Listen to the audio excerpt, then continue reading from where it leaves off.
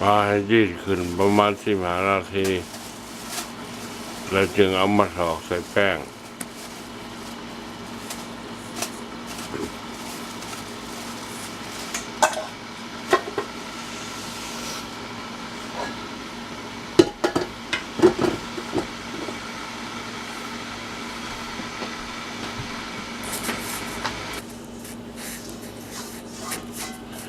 แล้วน้ำที่มียีดนั้นถอกใส่แป้งแล้วจากคนเอาประมาณ15 นาทีคนดำวิดใส่เลข1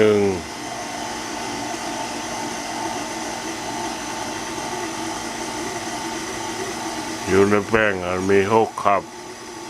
ใช้ก็น้ำตาลครับหนึ่งน้ำตาลคัพ 1เกลือ2 บวงเกลือครึ่งบวงครึ่งบวงกาแฟยีด2หมดยีด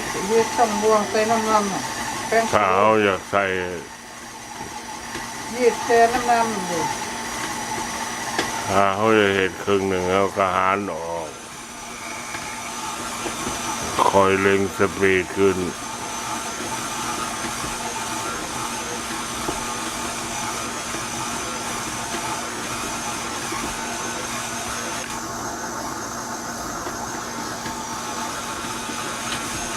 แป้งคู่หน่อยหนึ่ง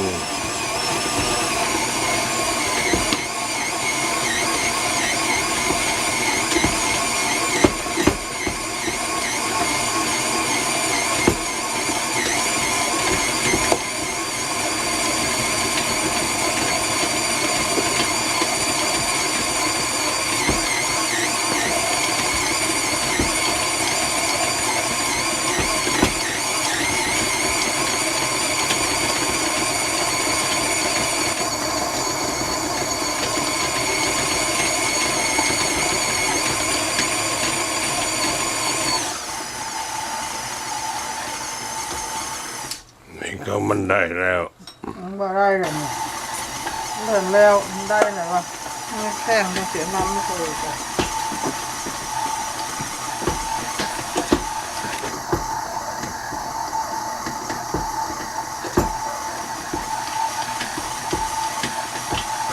แข็งจะซึมน้ำอีกน้อยหนึ่ง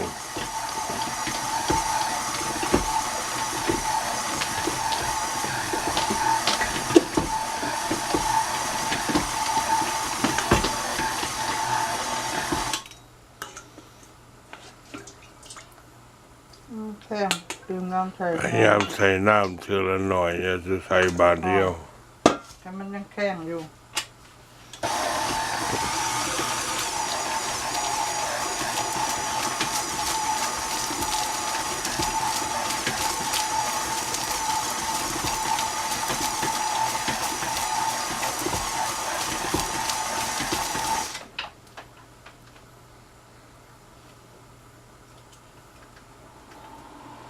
ดึงออกตัวหนึ่ง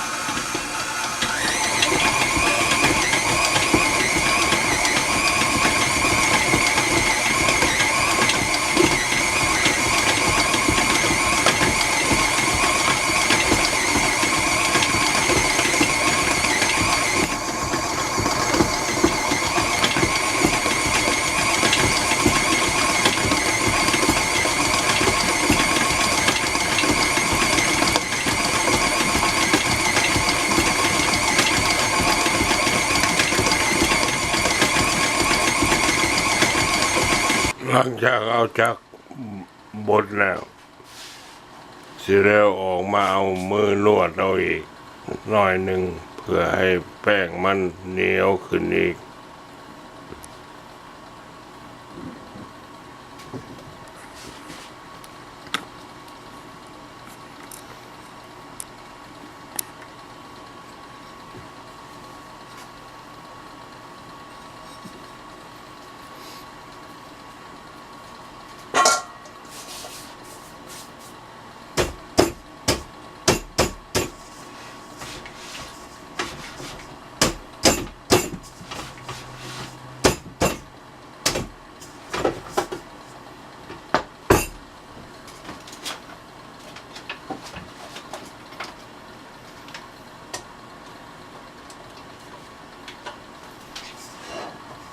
มันจะบัง ก็ถ่ายคุณตัว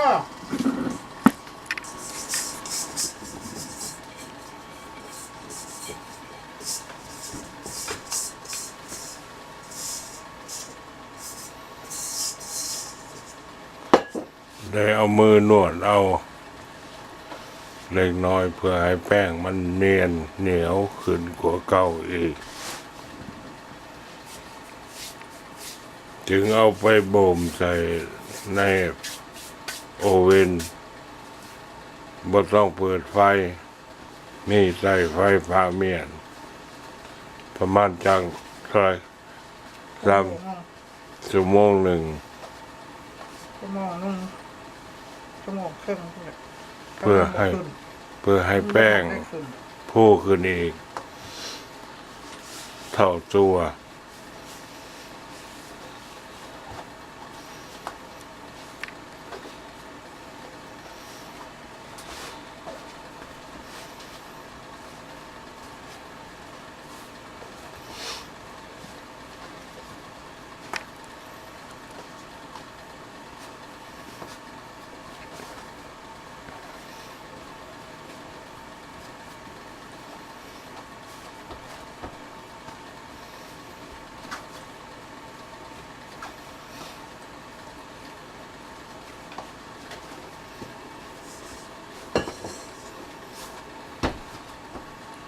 น้ำมัน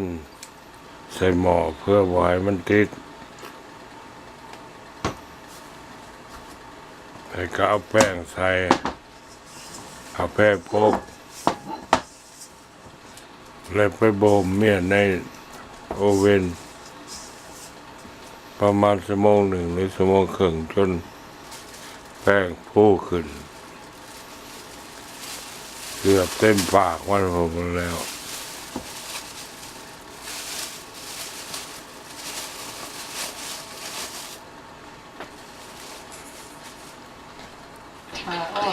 หลังจากเอา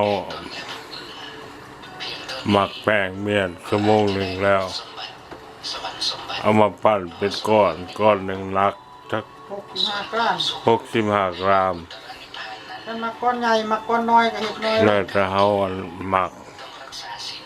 ก้อนน้อยก็50แล้วจะหมักหมด ศีลพระปฏิโมกข์เสียก่อน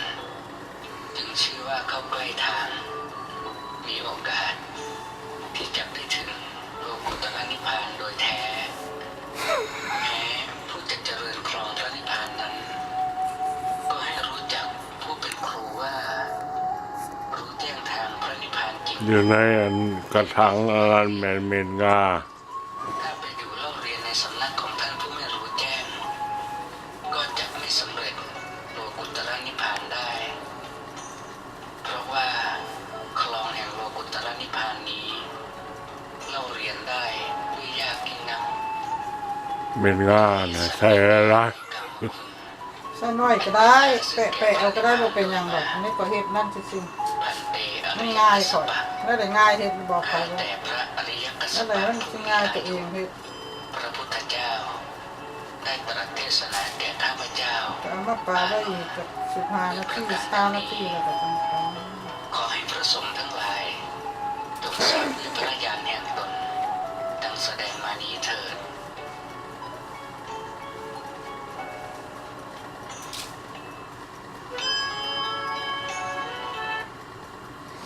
อันนี้แมนขนมอึ่ง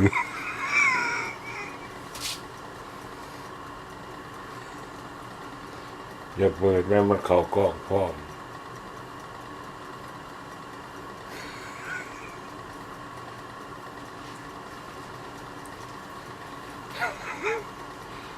เสียงเพลงเจ้ามันเข้ากล้องพร้อม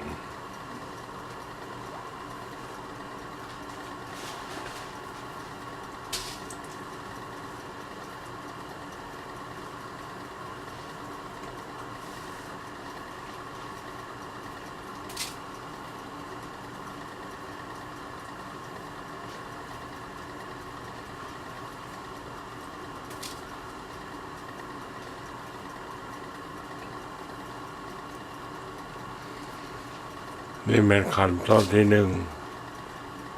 พันเป็นก้อนแบบไม่ใช่เม็ดงา พาไปอีก30 นาที แล้วเอามาปาเมียนประมาณจังไม่เป็นแพง 30 นาทีแล้วจะมาเหยียดออกเป็นแผ่นเป็นขั้นตอนที่สอง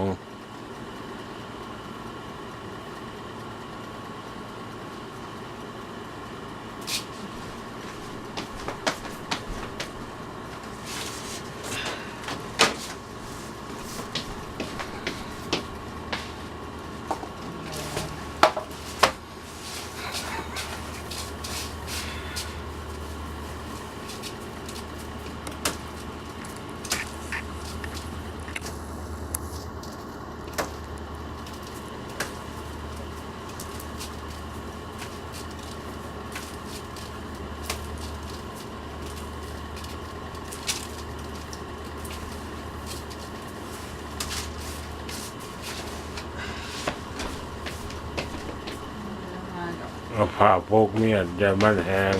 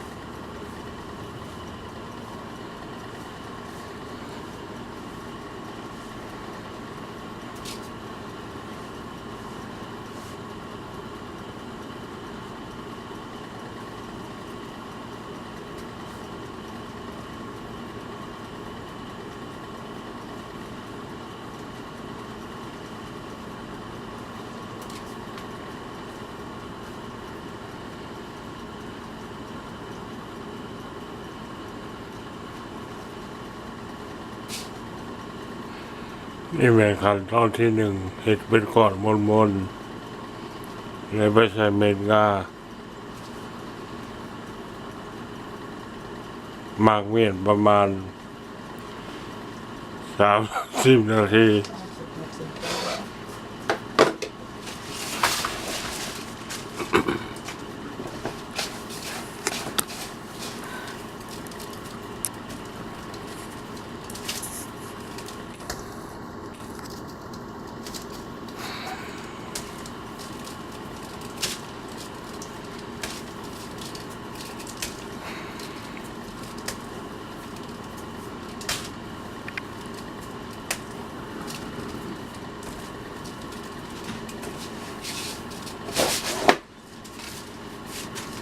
ตาสามสิบสิบเอ็ดแคน เอาผ่าโปกเมียนแล้วก็หมักเมียนประมาณ30 นาที ต้มผัดเลยครับ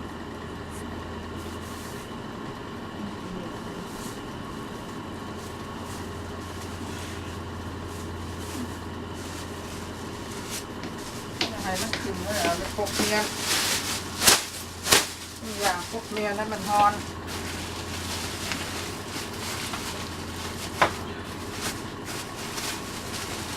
ใช่แล้วนะ ผ่าเมียนประมาณ30 นาทีนะถ้าไม่เห็ดขั้นตอนที่สองขั้นตอนที่3แม่นรอบแปรมนเมียน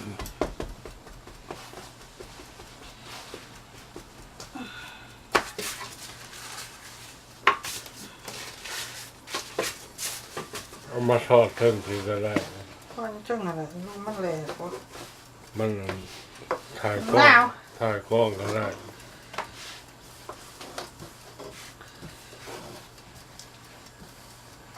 ให้เป็นแป้ให้มันเรือประมาณกว่าเดือนหนึ่งดังที่เห็นในกล้อง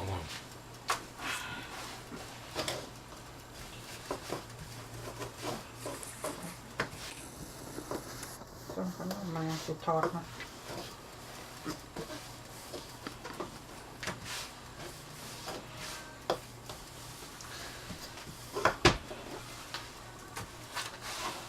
ที่นาไล่โซ่คลิก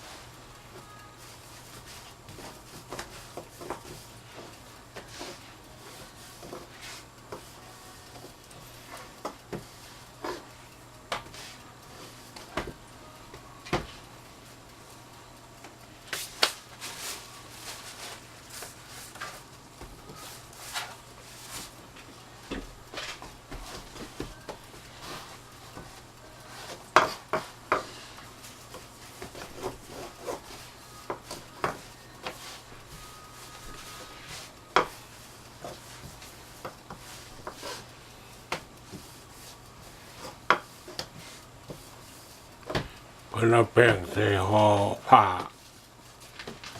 มาโปกง่าย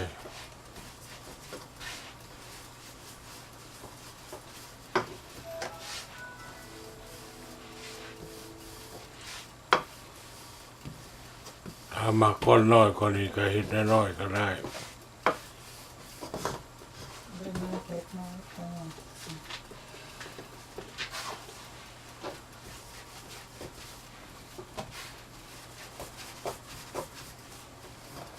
ขั้นตอนที่สามแม่นหลังจากเอาอาดเมียนครึ่งชั่วโมงหรือชั่วโมงหนึ่ง มันไข่ขึ้นแล้วก็จะทอด ให้มันขึ้นน้อยหนึ่งแล้วเอาไปทอด มันก็เป็นขนมอึ่งถ้าถ้ามันบุขึ้นก็เป็นขนมเกียด เอาแต่เราก็เลยถึงจะได้มาเห็ดได้กันนานแล้วบุกเกินอะไรวะ ก้อนเลยบุขึ้นมันก็เป็นขนม เอาทีอาบนั่นไหนวะก็เห็ดดีๆเลย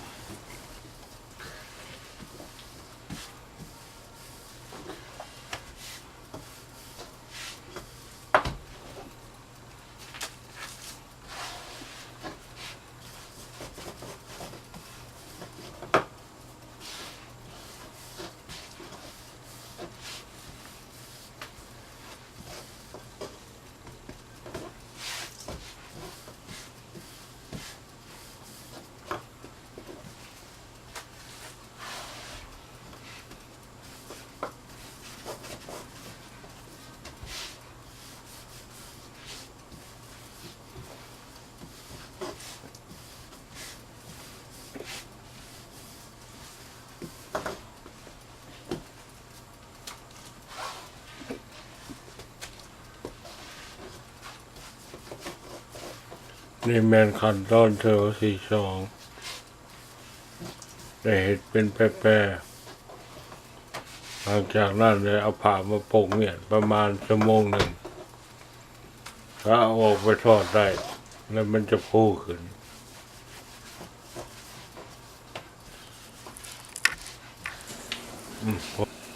อันนี้เป็นตอนที่สามเป็นเอามาทอด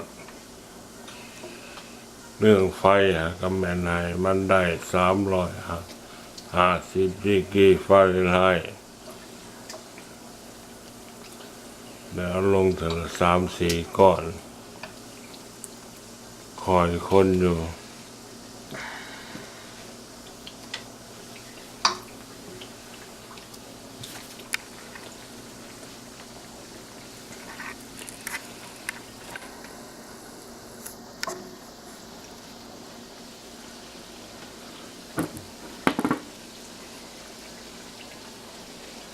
มันก็คอยพุ่งขึ้น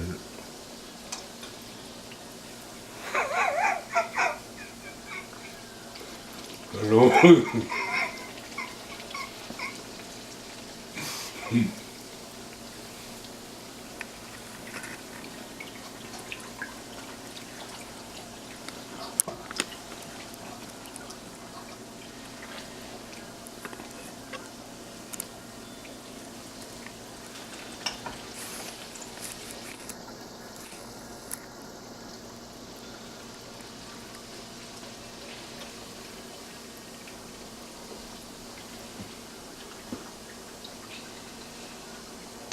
ยังหมดใจ4 อัน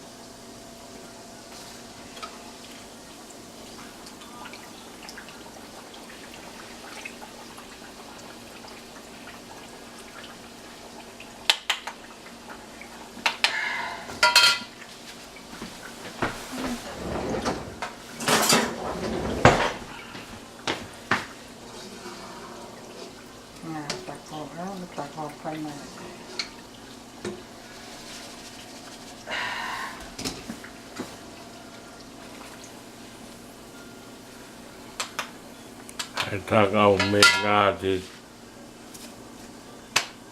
ข้างอยู่ในหมอหันออก ถ้าป้าเม็ดมันก็ไหม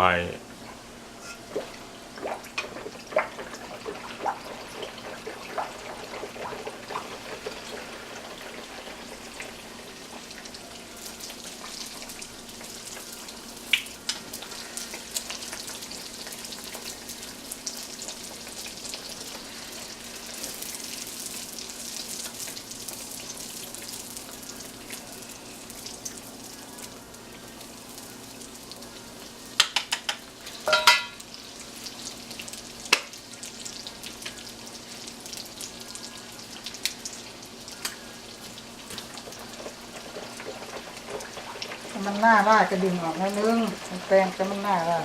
นี่หมอลงสีก่อนเลย ถึงมันปีนมันมาท่าน